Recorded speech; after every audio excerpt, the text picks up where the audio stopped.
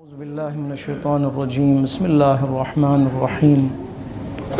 الحمد لله رب العالمين، والصلاة والسلام على أشرف الأنبياء والمرسلين وعلى آله الطيبين الأطهرين، لا سيما بقية الله في الأرضين. روحي وأرواح العالمين له الفدا، واللعنة الأبدية على أعدائهم من الآن إلى قيام يوم الدين. أما بعد، فقد قال الله تبارك وتعالى في كتابه المجيد وفرقانه الحميد وقوله الحق. أعوذ بالله من الشيطان الرجيم. بسم الله الرحمن الرحيم. أفتطمعون أن يؤمنوا لكم فقد كان فريق منهم يسمعون كلام الله ثم يحرفونه من بعد ما عقلوه وهم يعلمون. وإذا لقوا الذين آمنوا قالوا آمنا وإذا خلا بعضهم إلى بعض قالوا أتحدثونهم بما فتح الله عليكم ليحاجوكم به عند ربكم أفلا تعقلون أولا يعلمون أن الله يعلم ما يسرون وما يعلنون. ہماری گفتگو تفسیر قرآن میں سورہ مبارک یاسین آیت نمبر 75، 76 اور 77 میں پہنچی ہے. موضوع سخن بنی اسرائیل ہیں. مسلسل جو ہے یہ موضوع و عنوان جاری ہے، اور اس عنوان کی طول کی وجہ سے ہم یہ سمجھ سکتے ہیں کہ قوم بنی اسرائیل کے حوالے سے خداوند متعال کی نعمتیں ہوں، چاہے پروردگار عالم کی طرف سے عذاب ہو، چاہے ان کو نعمتیں دینا اور نعمتوں سے نوازنا ہو یا نعمتوں کو ان سے لینا ہو، ہر لحاظ سے بہت ہی اہم جو ہے وہ قوم ہے، جن کا کردار بہت اہم ہے، جن کی ہسٹری بہت اہم ہے، جن کی تاریخ بہت اہم ہے اس وقت کے لوگوں کے لیے بھی اور اس کے بعد کے اقوام کے لیے، اور آج کے ماحول کے مطابق آج کے انسانوں کے لیے بھی جو ہے نمونہ عمل ہے یا عبرت آپ کہہ سکتے ہیں. اسی لیے قرآن مجید نے مفصل طور پر اس موضوع اور اس عنوان کو مطرح کیا ہے، اس کی اہمیت کے پیش نظر کہ آنے والے اقوام قوم بنی اسرائیل سے کچھ سیکھیں.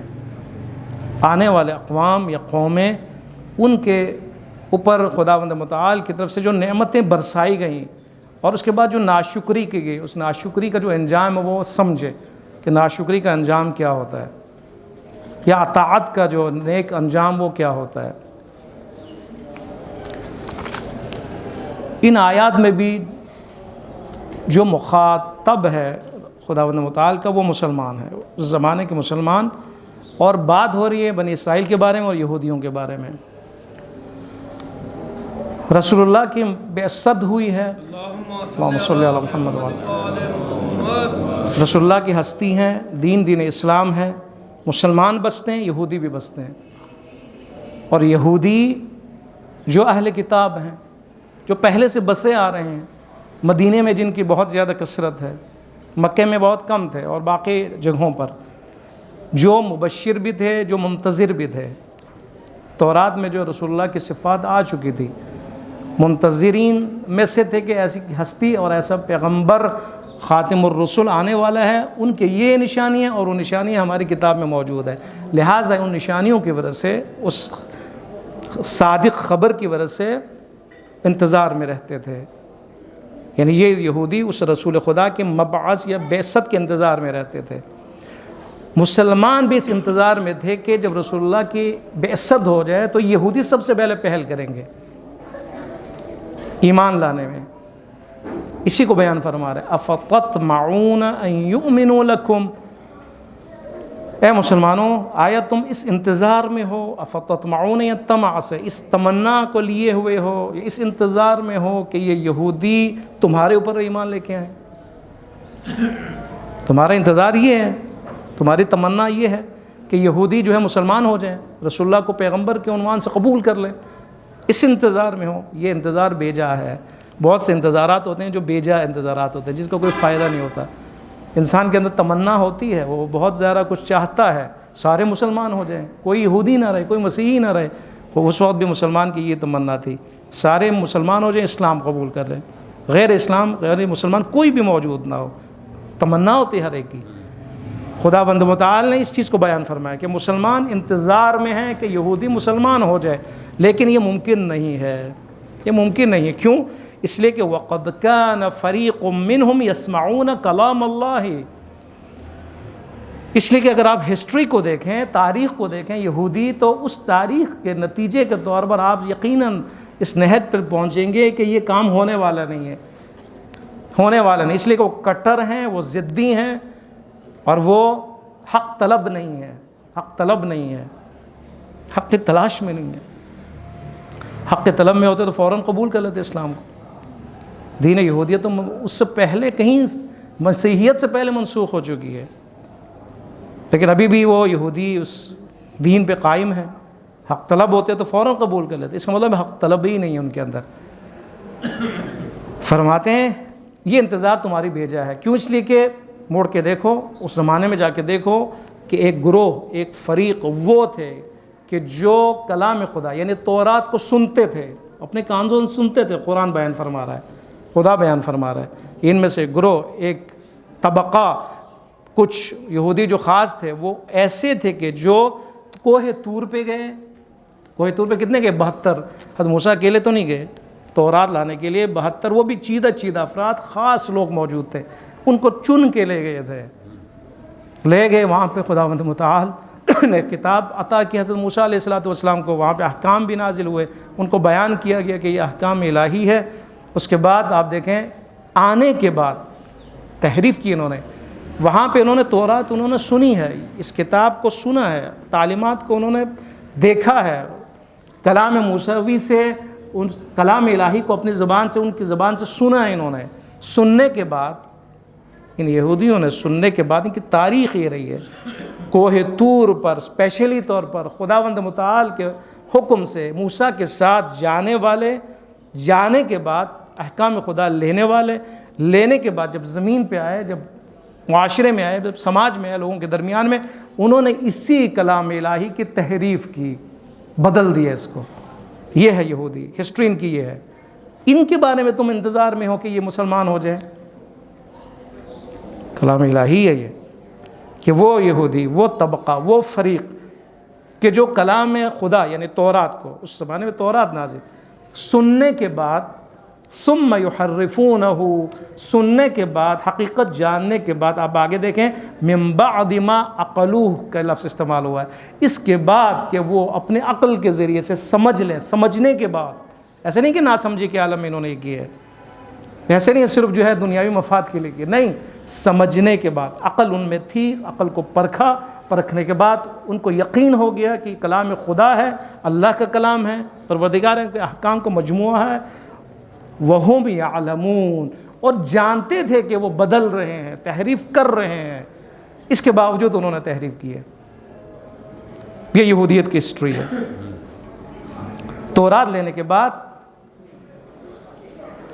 کوہ طور پر خداوند متعال کا جلوہ دیکھنے کے بعد، اس کے بعد معجزہ الہی دیکھنے کے بعد، مردے ہوئے، وہ مر گئے، وہ سارے جلوے خدا کو برداشت نہیں کر سکے، سارے مر گئے۔ موسیٰ علیہ السلام نے التجا کی، اے مولا یہ تو میں اپنے سال لے کے آیا تھا، یہ میں جا کے کیا بتاؤں گا، یہ تو مر گئے سارے، ان کا جنازہ میں لے کے جاؤں گا۔ ایک الفاظ دیگر خداوند متعال نے دوبارہ زندہ کیا، اپنی آنکھوں سے زندہ ہوتے ہوئے دیکھا انہوں نے۔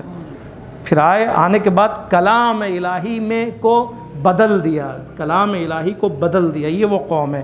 کیسے بدلا؟ انہوں نے آ کے کہا کہ جھوٹ بولا، بدلنا یعنی جھوٹ بولا، یعنی وہ جو کلام الہی حق ہے، حقیقت میں ہے، جس کی ایک شکل ہے، حقیقت ہے، اس کو بدلا انہوں نے، یعنی اس میں تغیر ایجاد کیا، تبدیلی ایجاد کی، یعنی جھوٹ بولا۔ تبدیلی کب ہوگی؟ جب جھوٹ بولا۔ خدا کا ایک حکم ہوگا، آپ اس کو جب بدلیں گے تو جھوٹ ہو جانا نا اس نے۔ انہوں نے کیا کہا؟ انہوں نے یہ کہا، تفسیر میں آیت اللہ مکارم شرازی یہ فرماتے ہیں کہ انہوں نے کہا کیا، کیسے تحریف کی۔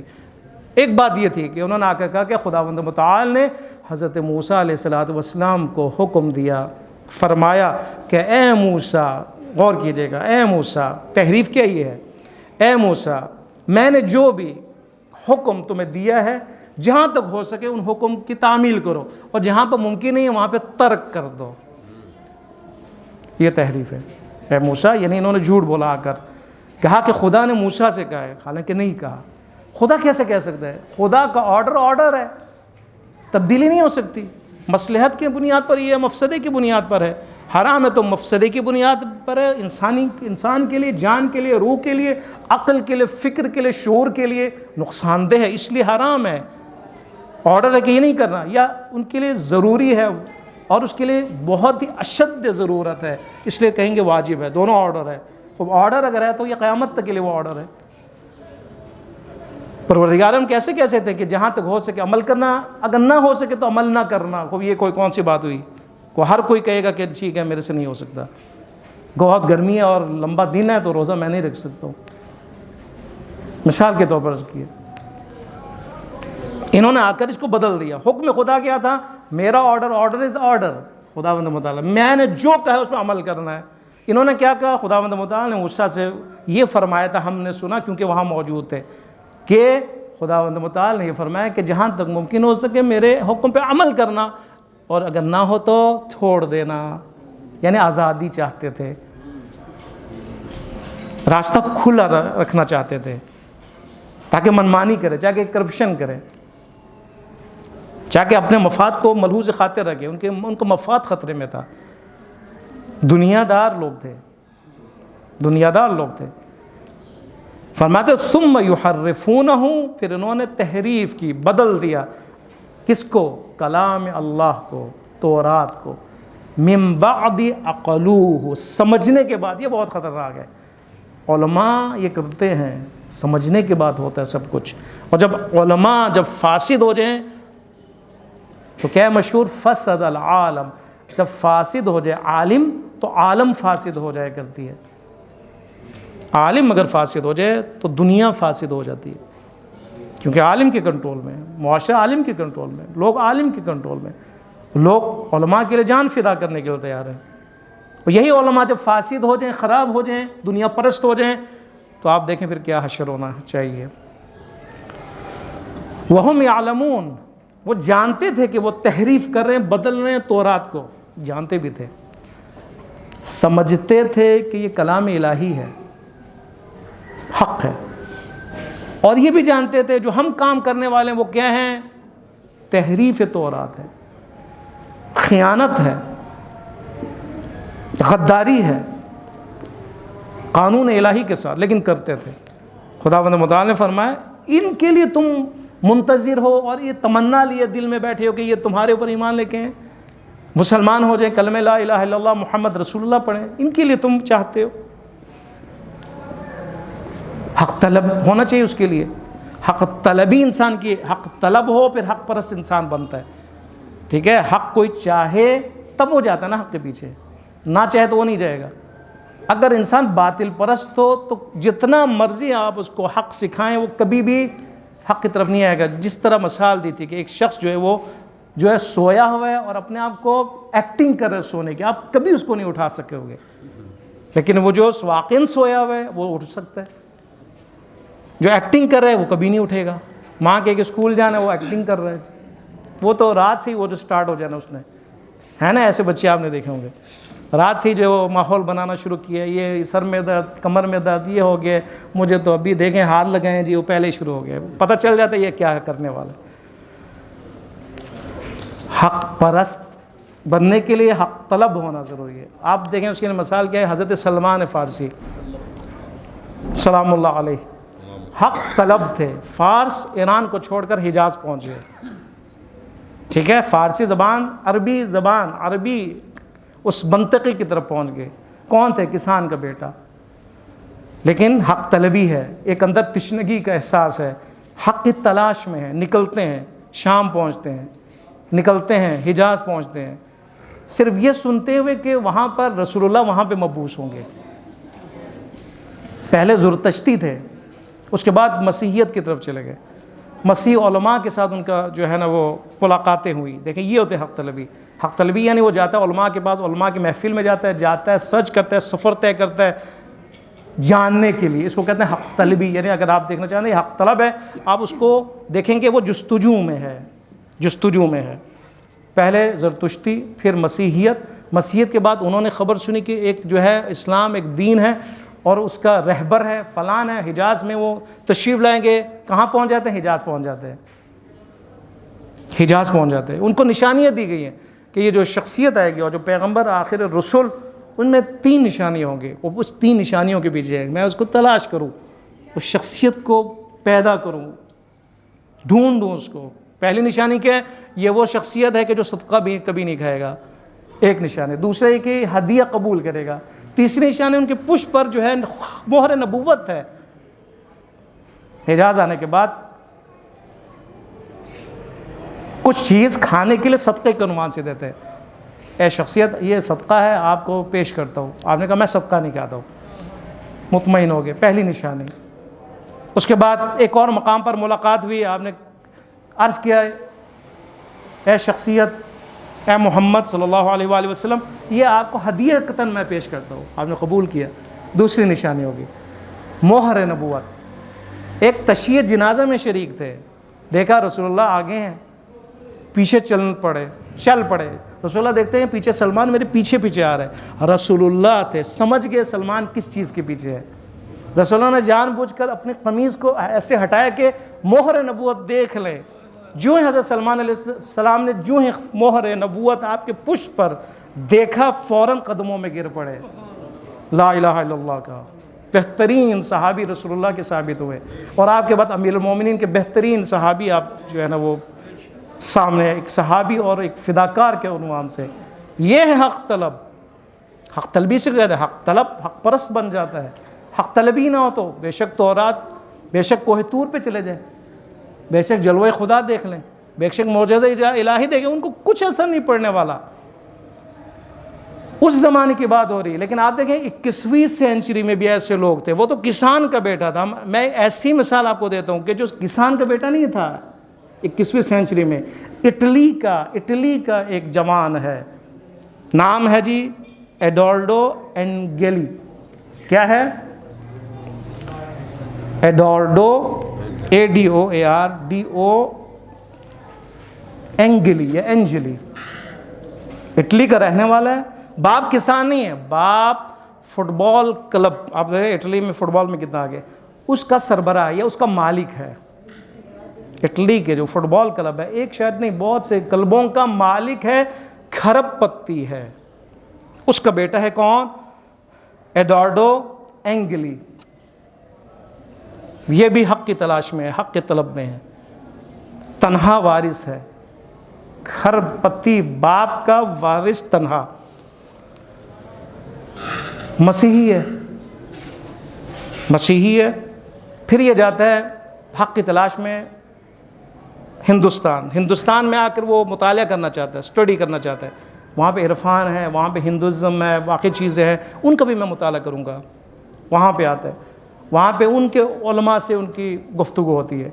آخر میں حق کی تلاش میں ایران پہنچتا ہے. ایران میں امام خمینی رحمۃ اللہ علیہ سے ملاقات ہوتی ہے. اور یہ وہ شخصیت ہے کہ امام خمینی رحمۃ اللہ علیہ نے ان کے پیشانی کا بوسہ لیا ہے. امام خمینی رحمۃ اللہ علیہ نے, وہ شخص کے جو تنہا وارث ہے, پیسوں کی کوئی کمی نہیں, شہرت بھی کوئی کمی نہیں, فلان کا بیٹا ہے, مشہور و معروف. اور کیا ہے, امام خمینی رحمۃ اللہ علیہ سے ملاقات ہوتی ہے. آپ ان کو فوٹو دیں گے, رہبر معظم انقلاب کے پیچھے جماعت میں بھی شرکت کی ہے. رہبر معظم اس وقت شاید صدر تھے, ان کے جمعے میں بھی انہوں نے شرکت کی ہے, اس کی فوٹو موجود ہے. مسلمان ہو جاتے ہیں. مسلمان بھی کیسے مسلمان؟ شیعہ قبول کرتے ہیں, شیعہ مذہب قبول کرتے ہیں. اور نام کیا رکھتے ہیں؟ مہدی. اور اس کے بعد 2000 میں ان کو شہید کر دیا جاتا ہے. 2000 میں ان کو شہید کر دیا جاتا ہے. ان کی ایک ویڈیو ریلیز ہوتی ہے, پل سے ان کو گرا دیا جاتا ہے. حق طلبی یہ ہے. حق طلبی, جب انسان حق طلب ہو جائے تو انسان پھر کوشش کرتا ہے, پھر وہ سفر کرتا ہے, پھر وہ ملاقات کرتا ہے. نشانی ہوتی ہے نا اس کی, پھر وہ جاتا ہے یہاں تک کہ اس سرزمین نور سرزمین پر وہ پہنچتا ہے، پھر وہ امام خمینی جیسی اعلیٰ شخصیت سے ملاقات بھی کرتا ہے، امام جیسی شخصیت اس کی پیشانی کا بوسہ بھی لیتے ہیں، شیعہ ہوتا ہے، پکا شیعہ ہوتا ہے، ثروت کو لات مار دیتا ہے، شہرت کو لات مار دیتا ہے، اسرائیل انوالو ہو جاتے ہیں، وہ کہتے ہیں یہ وارث نہیں ہونا چاہیے، اگر تیرے خربوں ڈالرز کا اگر وارث ہو جائے تو تشیع کو تقویت ملے گی۔ اس کی وجہ سے کتنے قبول کریں گے، وہ کتنے جو ہے نا اٹیلین جو ہے کتنے لوگ جذب ہوں گے دین حقیقی کی طرف۔ انہوں نے پنہانی طور پر منصوبہ بنایا، اس تنہا وارث کو شہید کر دیا۔ یہ کیا ہے؟ یہ ہے حق طلبی، اس کو کہتے ہیں حق طلبی۔ حق طلبی اس لیے حق پرستی ہے، اس کے بعد حق پرستی کی باری آتی ہے، حق پرست بن جاتا ہے۔ جب انسان حق پرست بن جائے تو پھر وہ موت کو نہیں دیکھتا، پھر وہ ثروت کو نہیں دیکھتا، پھر وہ اپنے انجام کو نہیں دیکھتا، پھر دشمنوں کی دشمنی کو وہ نہیں دیکھتا، پھر اپنی موت کو نہیں دیکھتا، کیا ہوگا اس کو بھی نہیں دیکھتا۔ حق پرست بن گئے، بس ختم، میں حق پہ ہوں، چاہے موت مجھ پہ آ پڑے، چاہے میں موت پہ جا پڑوں۔ فرماتے ہیں کہ افتطمعون ان یؤمنوا لکم، یہ جو حق پرست نہیں ہیں، جو باطل پرست ہیں، ان کے بارے میں تم یہ اس چیز کے منتظر ہو کہ یہ تمہارے پر ایمان لے کے کبھی ایمان لے کے آئیں گے، نہیں لائیں گے۔ اس لیے ان کی ہسٹری ایسی ہے کہ کوہ طور سے واپس آنے کے بعد بھی انہوں نے کلام اللہ تورات میں کیا کیے؟ تبدیلی کیے، اس کو چینج کیے، اپنے مفاد کے مطابق کلام خدا کو، سخن خدا کو تبدیل کیے انہوں نے۔ اسے کہتے ہیں مسخ حقیقت، یعنی حقیقت کو مسخ کرنا، تبدیل کرنا، بگاڑ دینا۔ اگلی آیت میں آپ دیکھیں کتمان حقیقت ہے، کبھی مسخ حقیقت ہے، کبھی چھپا دیا جاتا ہے۔ وہاں پہ کیا ہے؟ چینج کر دینا، ختم کر دینا، تبدیل کر دینا، بگاڑ دینا۔ اور ایک جگہ پر آ کر کیا کرتے ہیں یہی یہودی؟ کتمان کرتے ہیں، چھپا دیتے ہیں۔ اب دیکھیں وَإِذَا لَقُوا الَّذِينَ آمَنُوا، 76 نمبر آیت، وَإِذَا لَقُوا الَّذِينَ آمَنُوا، جب یہ لوگ ایمان والوں کے ساتھ ملاقات کرتے ہیں، جب یہ یہودی ایمان والوں یعنی رسول اللہ کے زمانے کے یہودیوں کی بات ہو رہی ہے، جب یہ آتے ہیں مسلمانوں کے ساتھ جب ملاقات کرتے ہیں، کہتے ہیں ہم تو ایمان لے کے ہیں، ہم تو آپ کی طرح مسلمان ہیں، کیا سمجھے ہم اتنے پست ہیں، ہمارے تورات میں نشانیاں موجود ہیں، نشانیاں موجود ہیں۔ اور یہاں پہ ایک ہے شان نزول ہے، شان نزول یہ کہ کچھ مسلمان یہودی ان سے ملتے ہیں، اور وہ یہودی حق طلب ہیں، ظاہراً حق طلب ہے، آ کر مسلمانوں سے کہتے ہیں دیکھیں ہماری کتاب میں بھی آپ کے رسول کے بارے میں صفات موجود ہے۔ آپ نے دیکھا ہوگا آج تک بھی یہاں پہ بھی یہ تشیع کے حوالے سے آپ کو غیر تشیع علماء بھی کیا کہتے ہوئے نظر آئیں گے کہ ہمیں پتہ ہے علی کی ولایت قرآن میں موجود ہے، طہارت موجود ہے۔ بہت سے کلپس آپ کو ملیں گے، وہ کہیں گے، وہ استدلال کریں گے، آیتیں پیش کریں گے، روایتیں بھی پیش کریں گے، آپ کو کتنی خوشی ہوگی، ہوتی ہے خوشی۔ وہاں پہ بھی یہ ہے، ایک گروہ آیا، انہوں نے کہا کہ ہم آپ جو ہے نا آپ مسلمان ہیں، ہم یہودی ہیں، لیکن تورات میں آپ کے پیغمبر کی نشانی ہمارے پاس موجود ہے۔ جو یہ کہا، جو علماء تھے نا، جو باطل پرست علماء تھے، انہوں نے خطرے کا احساس کیا، انہوں نے آ کے کہا خبردار ایسی بات نہیں کیا کرو۔ ان ملاقات کرنے والوں سے کہا کہ ایسی بات نہ کیا کرو، اپنی کتاب سے اپنے خلاف دلیل کیوں دے رہے ہو؟ اپنے خلاف اپنی کتاب سے کیوں دلیل دے رہے ہو؟ دیکھیں نا، اگر حق پرست ہوں تو تمہاری کتاب میں جب دلیل ہے تو پھر چھپانا کیسے ہے؟ آپ کی کتاب میں دلیل ہے نا، مسلمان ہو جو، ختم۔ نشانی بیان ہوئی نا، مسلمان ہو جو، صفات بیان ہوئے، مسلمان ہو جو۔ دیکھیں ترجمہ، وَإِذَا لَقُوا الَّذِينَ، یہ لوگ جب ملاقات کرتے ہیں ایمان والوں سے، یہ یہودی کہتے ہیں کہ ہم تو مسلمان ہیں، کیوں؟ اس لیے کہ ہمارے پاس تمہارے تورات میں آپ کے پیغمبر کی نشانیاں موجود ہیں، صفات موجود ہیں، ان کے ظہور کی نشانیاں موجود ہیں، سب کچھ موجود ہے، تو ہم بھی آپ کی طرح ہو گئے نا، ہم مانتے ہیں مثلا۔ وَإِذَا خَلَا بَعْضُهُمْ، لیکن جب وہ خلوت میں ہوتے ہیں، اپنے لوگوں کے ساتھ جب بیٹھتے ہیں، پرائیویٹ جب گیدرنگ میں ہوتے ہیں، کیا کہتے ہیں؟ قالو، کہتے دوسروں سے، یعنی وہ ان سے کہتے ہیں جو دلیل کے طور پر ان کو پیش کر رہے ہیں کہ ہمارے کتاب میں بھی، تورات میں بھی آپ کے رسول کی نشانی موجود ہے۔ یہ کیا کہتے ہیں؟ اتحدثونہم، بندے خدا کیا تم ایسی گفتگو کرنے والے ہو؟ آئے تم ایسی بات کرتے ہو؟ اتحدثونہم بما فتح اللہ علیکم، آیا خدا نے جو تمہارے اوپر جو دروازہ کھول دیا، جو حقیقت تمہارے لیے بیان ہو چکی، وہ نشانیں بیان ہو چکی، فتح اللہ جسے اللہ نے تمہارے اوپر واضح کیا، آشکار کیا، اللہ کی رسول اللہ کی صفات، آیا ان صفات کے بارے میں اتحدثونہم، تم گفتگو کرتے ہو؟ نہ کرو گفتگو یہ ساری، کیوں؟ اس لیے کہ لیحاجوکم بہ عند ربکم، قیامت کے دن انہوں نے اسی دلیل کے ذریعے تمہارے خلاف احتجاج بھی کرنا ہے، ٹھیک ہے؟ قیامت کے دن جب تم دلیل دو گے اپنے خلاف رسول اللہ کے حق میں اپنی کتاب سے، تو کیا ہوگا؟ قیامت کے دن کہیں گے یہ تو جانتے تھے، انہوں نے تو خود ہمارے لیے وہ صفات بیان کی تھی، لہٰذا یہ مجرم ہے، تم جو دلیل پیش کر رہے ہو نا تمہارے خلاف جائے گی، یہ دلیل تمہارے خلاف، تم جہنم میں جاؤ گے، اسی لیے تم دلیل پیش کر رہے ہو، یہی دلیل یہ قیامت کے دن لائیں گے تمہارے خلاف، کہیں گے یہ عالم تھے۔ جب انسان عالم ہو کسی حقیقت کے بارے میں پھر اگر حق کی طرف نہ آئے، وہ مجرم ہے، اس کے لیے جہنم کی آگ ہے، اس کے لیے جہنم کی آگ ہے۔ دیکھا ان کا گرنا کتنا گرنا ہے، گرنا آپ دیکھیں، ایک طرف حقیقت کو مسخ کر رہے ہیں، ایک طرف حقیقت کو چھپانا چاہتے ہیں، یہ دونوں ان میں تھی بنی اسرائیل میں، مسخ حقیقت، بگاڑنا حقیقت کو، بدل دینا حقیقت کو، دو حقیقت کو چھپا دینا اور منع کرنا، خبردار تورات میں نشانیاں اگر ہیں تو اس کو بیان مت کرو، خبردار چھپاؤ اس کو، کیوں؟ اس لیے کہ یہ تمہارے خلاف دلیل بنے گی، مت دلیل بنو۔ آخر میں آپ دیکھیں خداوند متعال نے جو نتیجہ دیا، ہر آیت کے آخر میں آپ دیکھیں واللہ خبیر واللہ سمیع علیم، یہ آخر میں نتیجہ ہے اس آیت کا، نتیجہ ہوا کرتا ہے۔ یہاں پہ دیکھیں اولا یعلمون، آیا یہ لوگ نہیں جانتے، ان اللہ کہ یقیناً اللہ یعلم جانتا ہے، ما یسرون جو کچھ وہ چھپاتے ہیں، وما یعلنون اور جو کچھ آشکار کرتے ہیں، سب کچھ وہ خدا جان رہا ہوتا ہے۔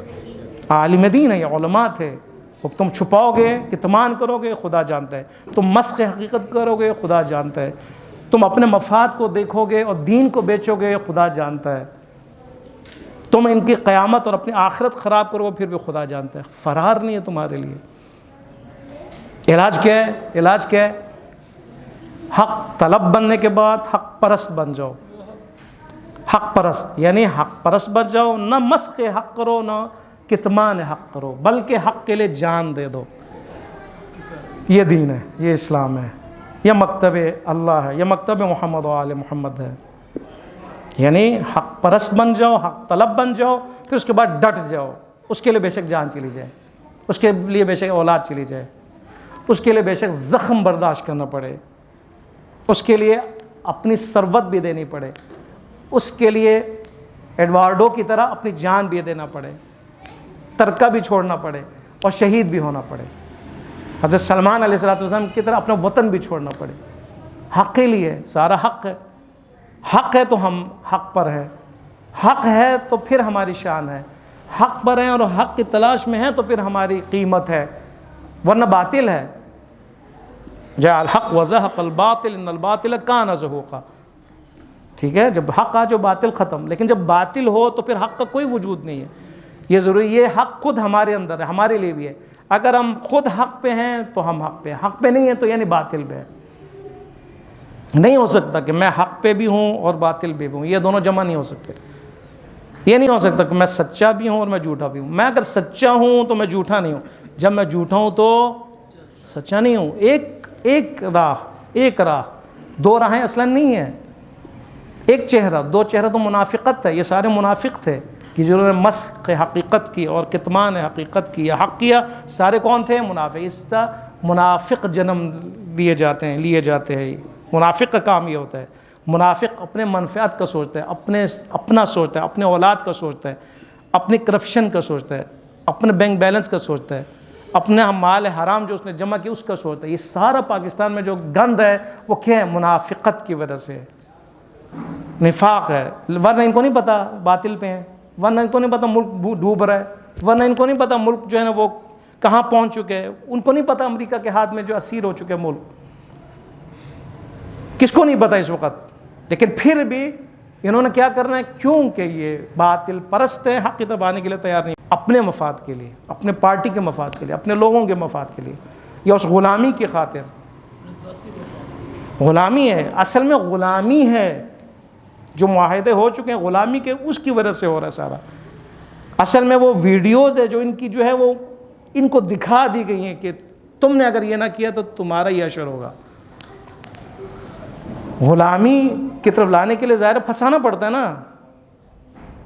ایک تو ان کے وہ پیسے ہیں جو باہر پڑے ہوئے ہیں، پھنس چکے ہیں، ایک ان کا گند ہے جو انہوں نے جو ہے نا گند مچایا ہوا ہے، اور آج پاکستان کی یہ حالت ہے۔ اگر ہم حق پرست ہوتے تو دشمن کی مجال ہوتی کہ وہ ہمیں اس طرح ہمارے ساتھ کھیلتے اور کھلونا بناتے، ان کے کیا مجال ہے؟